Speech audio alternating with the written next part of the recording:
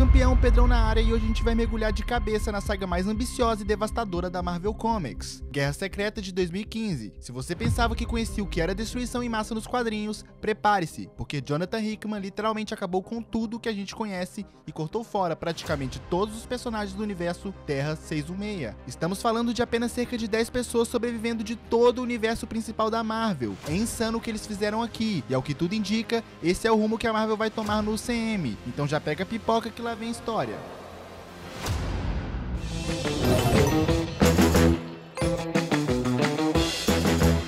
Para entender completamente Guerras Secretas, precisamos voltar onde tudo começou, as incursões. Universos inteiros colidindo e se aniquilando mutuamente. A Terra 616, o nosso lar, e a Terra 1610, o Universo Ultimate, estavam em rota de colisão final. Era uma situação impossível. Se uma das terras não fosse destruída, ambas as realidades seriam completamente aniquiladas. E em resposta a isso, Nick Fury, do Universo Ultimate, lançou uma invasão contra a Terra 616, para aniquilar os super-heróis e destruir aquela terra, para que ambos os universos pudessem continuar existindo. E é aqui que nossa história começa. No meio dessa invasão apocalíptica, vemos uma multidão de heróis. É literalmente todo mundo na trocação. Os Guardiões da Galáxia estão presentes, os X-Men, Luke Cage, Punho de Ferro, Carol Danvers, Homem-Aranha, o Quarteto Fantástico e muito mais. Todos esses personagens apareceram de todos os cantos do planeta Terra para tentar conter essa invasão. Mas enquanto essa batalha épica acontece, algo ainda mais importante está sendo preparado nos bastidores. Capítulo 1.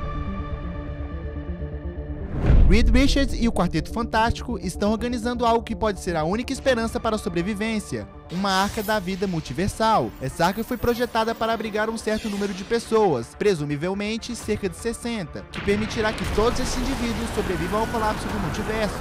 Caso isso aconteça, e então sobrevivam para o próximo.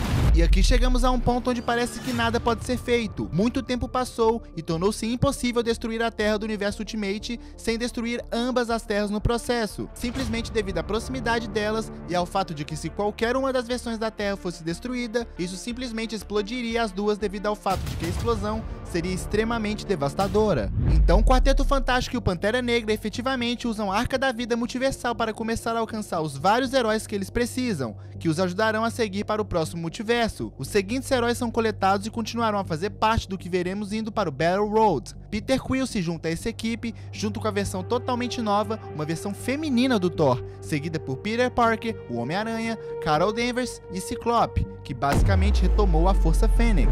E é isso, é tudo que temos. Claro, isso é além do Quarteto Fantástico e do Pantera Negra, mas isso é realmente tudo que vemos. Esses são os únicos personagens, cerca de 9 ou 10 pessoas, que são os únicos do universo principal Terra 616, que em tese vão viver para o que quer que esse novo Battle Road venha a ser. Capítulo 2. Enquanto o grupo está tentando escapar, tentando simplesmente sobreviver à colisão dessas duas terras, há todos os tipos de tempestades elétricas, todos os tipos de caos devido à instabilidade dessas realidades colidindo umas com as outras. E durante esse tempo, a seção que basicamente abriga Susan Storm, Johnny Storm, Ben Green e as crianças do Quarteto Fantástico é arrancada. Reed Richards até tenta lançar esse tipo de tentativa de resgate. Ele diz ao T'Challa para baixar os escudos. Inicialmente, o T'Challa não quer, e a razão é que se eles fizerem isso, poderia causar algum tipo de instabilidade dentro da nave e acabaria destruindo a Arca da Vida Multiversal inteiramente. Então ele diz que será capaz de baixá-los por 5 segundos, mas depois que esses 5 segundos acabarem, se a integridade da nave cair abaixo de 90%, então ele vai ter que levantar o escudo, independentemente do que tenha acontecido. Uma vez que o escudo desce, Reed Richards tenta alcançar a Susan Storm e agarrar aquela seção da nave, mas bem antes dela chegar lá, aquela seção da nave se desintegra completamente. Basicamente, Reed Richards é o único membro do Quarteto Fantástico que resta. Todos os outros foram completamente aniquilados. É um momento de partir o coração. Mas nem todos estavam focados na salvação. O Wilson Fisk, nosso rei do crime, simplesmente decide dar uma festa de despedida entre ele e os outros vilões. Uma festa do fim do mundo, onde eles assistem à destruição do multiverso como entretenimento. Mas do nada surge uma figura misteriosa na festa. Senhores, dizem que quando você morre, não pode levar nada consigo. O que levanta a questão: o que exatamente eu vou fazer com todas essas balas?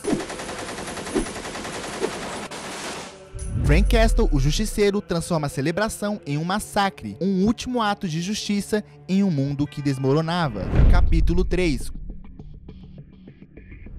Conforme tudo parece chegar ao fim, vemos esse multiverso inteiro começar a colapsar e ser basicamente destruído. Também podemos ver que essa arca da vida multiversal parece aterrissar no que é esse novo Battle Road, na formação, na conglomeração de todas essas diferentes realidades, que foram mescladas no que o Battle Road vai ser. Guerras Secretas número 2 pega o início do Battle Road, o início de tudo. E aqui preciso deixar claro uma coisa importante. Algumas das coisas que vamos ver, simplesmente não vamos ter respostas ainda. Não sabemos em que muitas dessas coisas vão se transformar. Também quero que vocês tenham em mente que a noção de realidade alternativas não faz mais parte da equação.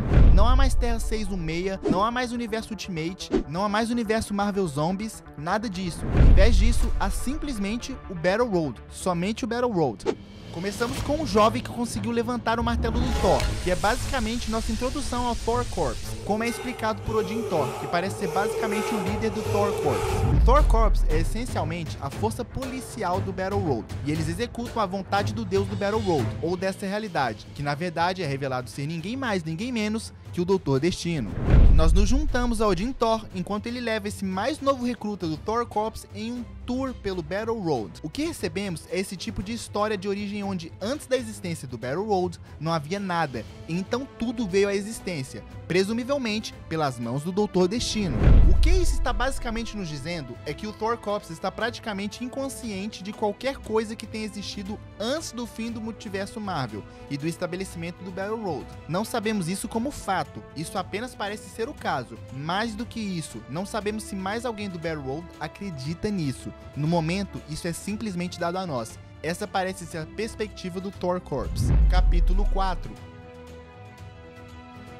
No reino de Utópolis, nos afastamos do Thor Corps e encontramos o Captain Britain Corps. O Captain Britain Corps, sob o reino de Utópolis, parece ter vários cientistas que descobriram algum tipo de embarcação, e essa embarcação parece ser a arca que foi usada por Reed Richards e os vários heróis da Terra 616 para escapar do colapso daquele universo, da destruição de tudo e sobreviver à criação do Battle Road e dessa nova realidade.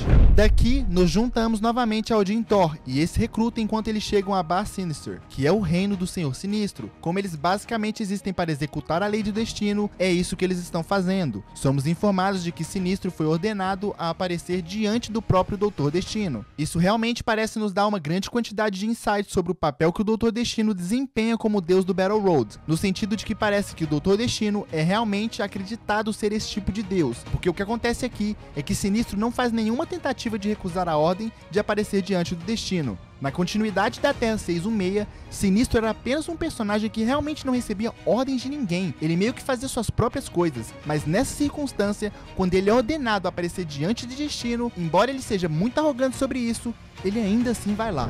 A segunda coisa que aprendemos é que parece que a Marvel basicamente escolheu algum dos vilões mais proeminentes da continuidade Terra 616 para serem os líderes desses diferentes reinos dentro do Battle Road. Senhor Sinistro, sendo um dos membros mais proeminentes da Terra 616, é o líder do próprio Bar Sinister. Chegamos à chegada do Thor Corps, ao que é chamado de Doomsday, que é a casa do Doutor Destino, e parece que esse lugar é guardado por alguma forma de Galactus. Esse é um pouco diferente do Galactus que estamos acostumados, no sentido de que essa versão de Galactus está em chamas, ele tem uma cabeça flamejante e assim por diante. Uma vez que nos juntamos a Destino dentro do Doomsday, junto com o Thor Corps e o Sinistro, o Doutor Estranho é revelado como o xerife do Battle Road, que basicamente mantém as leis de destino em todos os reinos. Se por qualquer razão uma disputa surge entre os governantes desses vários reinos, a disputa em si é resolvida dentro da Casa de Destino, a fim de basicamente manter a paz e impedir que os reinos travem guerras uns contra os outros e evoluam um Battle Road para um estado de caos. Somos informados de que o Sinistro aparentemente se aliou com Hyperion, o governante do Reino do Esquadrão Supremo, e que a intenção deles parece ser derrubar Jamie Braddock, que é um líder de Utópolis. Como resultado, Jamie Braddock basicamente solicitou uma audiência diante do Doutor Destino para resolver esse assunto. O problema é que, enquanto o Sinistro basicamente mente para manter sua inocência, ele é eventualmente considerado culpado pelo Doutor Estranho. Como resultado, Sinistro basicamente escolhe desafiar Brian Braddock, o irmão de Jamie Braddock, para uma batalha até a morte. Embora sejamos informados de que o Sinistro tem o direito de ganhar sua inocência lutando contra alguém até a morte, não somos informados por que ele é capaz de desafiar Brian Braddock em vez da pessoa que o está acusando, Jamie Braddock. Eu diria que muito provavelmente porque Sinistro é uma representação do seu próprio território, ou possivelmente porque ele é o que está sendo desafiado. Ele tem o direito de desafiar qualquer um do reino que o está desafiando. Durante a luta, Sinistro parece estar vitorioso, mas antes de ele ser capaz de dar o golpe mortal, ele é basicamente parado pelo Doutor Destino. A razão para isso é que Destino explica que basicamente descobriu algo que indica que há indivíduos que estão conspirando contra a sua posição, e que esses indivíduos podem existir dentro do reino de Utópolis. Capítulo 6. Vou fazer uma pausa neste segmento inteiro por um segundo para falar sobre Susan Storm. Como sabemos de Guerras Secretas número 1, parecia que todos os membros do Quarteto Fantástico, com exceção de Reed Richards, haviam sido mortos enquanto o universo colapsou, quando seu bote salva-vidas basicamente se separou e assim por diante. Mas parece que o Doutor Destino o salvou. Embora não saibamos realmente onde Ben Grimm e o Johnny Storm estão, o que sabemos é que Franklin Richards, Valeria Richards e Susan Storm estão vivos. Enquanto Jamie Braddock afirma falta de conhecimento, ele diz que realmente não sabe nada sobre isso. O que Destino diz é que se Jamie Braddock é o governante de Utópolis, então como rei daquela área, ele deveria saber de tudo o que está acontecendo dentro do seu reino, e que falhar em conseguir isso, falhar em fazer isso, significa que ele basicamente não é adequado para ser o rei. O resultado é que Destino manda Susan Storm ter Jamie Braddock levado embora, Brian Braddock elevado à posição do rei de Utópolis e Sinistro sentenciado a uma série de chicotadas. Pegamos o Thor Corps enquanto eles se preparam para entregar Jamie Braddock a seu destino. Depois que Jamie Braddock foi basicamente sentenciado pelo Doutor Destino, o grupo chega à Muralha Escudo, que parece ser uma parede gigante se estendendo por todo o comprimento do Battle Road. Jamie Braddock, sendo sentenciado, é basicamente jogado por cima da muralha. E então aprendemos que do outro lado dessa muralha, que é projetada para isolar ou proteger todos os reinos do Battle Road, consiste em 3 grupos. O primeiro grupo são os zumbis do universo Marvel Zumbi, o segundo grupo é a Onda de Aniquilação e o terceiro grupo parece ser apenas um vasto número de robôs. Essas ameaças representam o caos que Destino conseguiu conter, mas que sempre ameaça retornar. O que Odin basicamente diz ao seu recruta é que parece que em algum ponto, quando essa muralha foi construída, várias pessoas foram colocadas lá para defendê-la, e elas têm defendido por anos e que pessoas morreram. Novamente, parece que se Destino realmente criou o Battle Road, se ele realmente criou essa realidade, então talvez ele tenha plantado os pensamentos nas mentes de que isso aconteceu. Então eles estiveram aqui pelo tempo que conseguem lembrar. Voltamos aos cientistas do Captain Britain Corps de Utópolis, e eles descobriram essa embarcação. Eles conseguem abri-la e dentro dela encontram Reed Richards, Peter Parker, Miles Morales, Star-Lord, a nova Thor, Carol Danvers e Ciclope. Basicamente todos os sobreviventes da Terra 616. O despertar deles é como acordar em um pesadelo, um mundo governado por seu maior inimigo. Esses personagens acordam e basicamente não fazem ideia de onde estão. Eles se lembram da incursão, eles se lembram do fim do multiverso, mas não têm ideia de como chegaram aqui ou o que é esse lugar. É o Xerife Strange que eventualmente explica a eles o que aconteceu, que o Doutor Destino se tornou um deus, que ele criou o Battle Road e que eles estão agora vivendo sob seu domínio. Mas não é apenas a arca de Reed Richards que foi descoberta. Uma segunda arca da vida também é encontrada, esta do universo Ultimate. E dentro dessa arca estão alguns dos personagens mais perigosos. O Maker, a versão maligna de Reed Richards, Thanos e sua cabala. A chegada desses vilões adiciona uma camada de complexidade e perigo imediato à situação. Esses vilões não perdem tempo em causar problemas. Eles imediatamente começam a confrontar o Thor Corps e desafiar as autoridades de Destino. É o caos que Destino mais temia, elementos de fora de seu controle entrando em seu mundo perfeitamente ordenado. O confronto é brutal e imediato. O Thor Corps tenta conter os vilões, mas eles são poderosos demais e muito imprevisíveis. Capítulo 8. A raiva de Destino ao ver Richards é palpável. Seu rival mais antigo voltou para assombrá-lo. Quando Destino descobre a presença dos sobreviventes, especialmente Reed Richards, sua reação é de fúria absoluta. Reed Richards representa tudo o que o Destino odeia. A possibilidade de que alguém possa ser mais inteligente que ele. Ver Reed vivo, no seu mundo perfeito, é uma afronta direta ao seu poder. Destino confronta os sobreviventes diretamente. Ele não está interessado em explicações ou negociações. Para ele, esses são intrusos em seu domínio, ameaças à ordem que ele estabeleceu, e ele está disposto a fazer qualquer coisa para eliminá-los. Mas o momento mais chocante vem quando o Sheriff Strange tenta proteger os sobreviventes. Em um ato de insubordinação direta contra o Destino, Strange se coloca entre o Deus Imperador e os heróis. A resposta de Destino é imediata e brutal. Ele mata Strange sem hesitação. A morte de Strange é um ponto de virada. Ela mostra a todos, tanto aos sobreviventes quanto aos habitantes do Battle Road, que Destino não tolerará desafios ao seu poder. Com Strange morto, os heróis são forçados a fugir. Eles são dispersos pelos diferentes domínios do Battle Road, cada um lutando para sobreviver em territórios hostis, governados por vilões que não têm simpatia por eles. É o início de uma jornada de sobrevivência que testará cada um deles ao limite. Capítulo 9. Mesmo dispersos e caçados, os sobreviventes não desistem.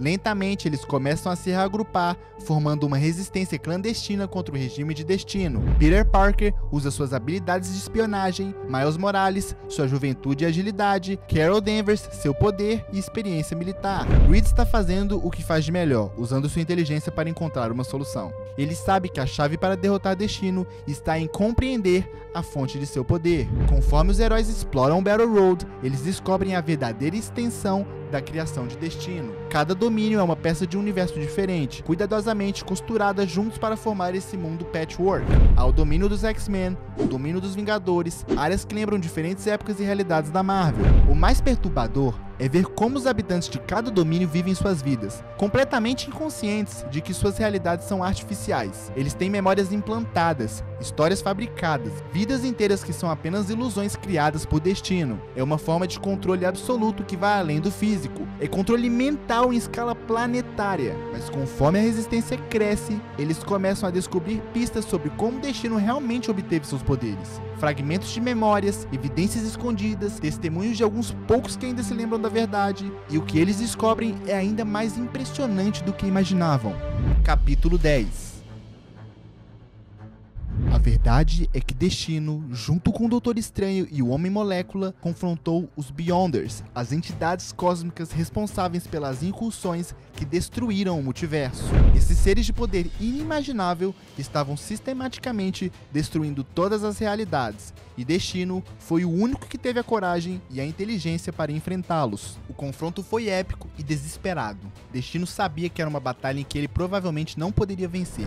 Usando toda a sua inteligência, magia e tecnologia, junto com os poderes do Doutor Estranho e do Homem-Molécula, ele conseguiu o impossível. Destino conseguiu roubar os poderes dos Beyonders, tornando-se efetivamente um deus. Com esses poderes, ele salvou o que pôde do multiverso destruído, criando o Battle Road a partir dos fragmentos das realidades perdidas. Em muitos aspectos, Destino se tornou o salvador da existência, mesmo que seus métodos sejam questionáveis. Mas o poder absoluto o corrompe. Destino não se contentou apenas em salvar vidas, ele quis controlá-las completamente. Ele reescreveu as memórias de todos, criou histórias falsas, estabeleceu-se como o Deus Supremo que sempre existiu, o Salvador se tornou o tirano. E no centro de tudo isso está o Homem Molecular, a verdadeira fonte do poder do Destino. Owen Reese, o Homem Molecular, é quem realmente mantém o Battle Road unido, quem dá a Destino seus poderes divinos.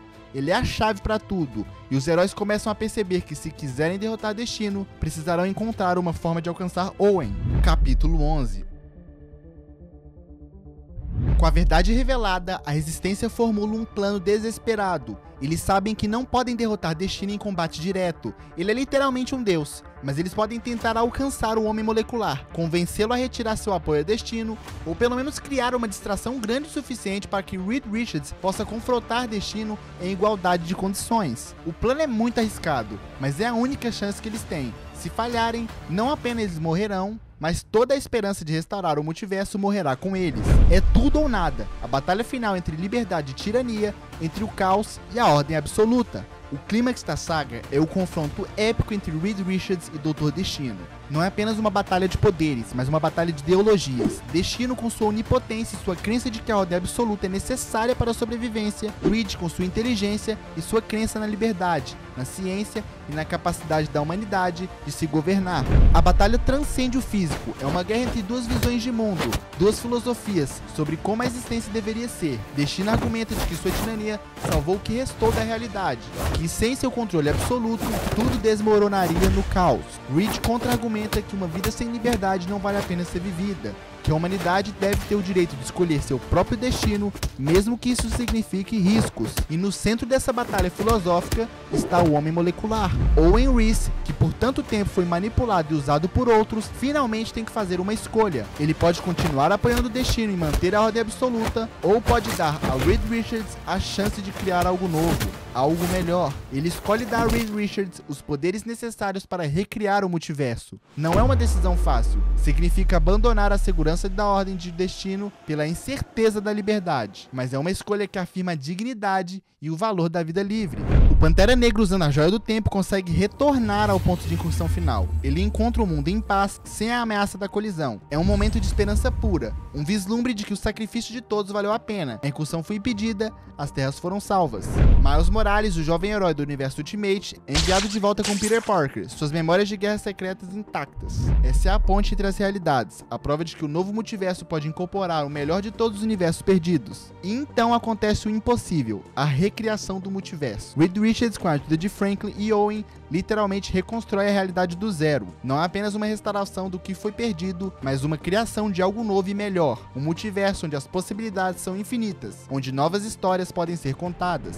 E o Doutor Destino? Em uma das cenas mais poderosas da saga, ele é visto em seu castelo, removendo sua máscara e revelando um rosto sem cicatriz. É um sinal de redenção, de paz interior. O Deus Imperador se torna Victor Von Doom novamente, um homem transformado pela experiência de ser um deus e de perder tudo. Ele salvou a existência e talvez no processo tenha salvado sua própria alma. Guerra Secreta de 2015 é muito mais do que uma história em quadrinhos. É uma obra-prima da narrativa moderna. Jonathan Hickman e Issar Ribic criaram uma saga que ousou destruir tudo para construir algo melhor. É uma história sobre sacrifício, sobre o preço da sobrevivência, sobre o que significa ser humano em face do poder absoluto. A saga nos ensina que mesmo diante da aniquilação total, a esperança persiste, que a liberdade vale mais que a segurança, que o amor e a família são mais poderosos que qualquer força cósmica, e que às vezes, até mesmo os maiores vilões podem encontrar redenção. O impacto de Guerras Secretas ainda é sentido hoje no universo Marvel. Miles Morales se tornou um dos heróis mais queridos da Marvel, o multiverso foi expandido e enriquecido, e personagens como Destino ganharam novas camadas de complexidade que os escritores ainda estão explorando. E aí, campeão, o que você achou dessa jornada completa pelo Battle Road e pelo renascimento do multiverso? Qual foi o momento que mais te impactou?